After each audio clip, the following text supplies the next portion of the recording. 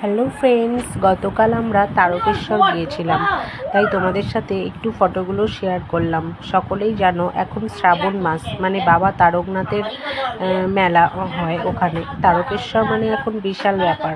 আর কালকে ছিল রবিবার, মানে রবিবার আর সোমবারেই বেশি ভিড়টা হয়, কারণ বাবা তারকনাথের ভক্তেরা সবাই সোমবারে বাবার মাথায় জল ঢালতে যায়।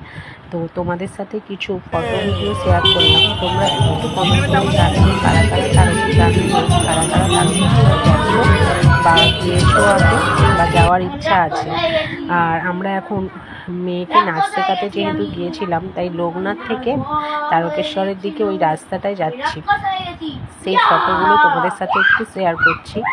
দেখো রাস্তায় কিভাবে জলযাত্রীরা যাচ্ছে, মানে সোমবার যারা জল ঢালবে বাবার মাথায়, সেই উদ্দেশ্য নিয়ে ভক্তের ভিড় হয়েছে।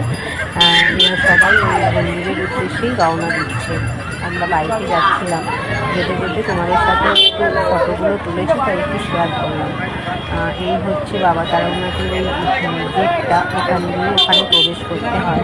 তো আমরা অত ভিতরে তার করতে পারিনি। আর দেখো চারপাশে গার্ডেরাও আছে। আমরা ওই পথটা অতিক্রম করে পাশ দিয়ে বেরিয়ে যাচ্ছি।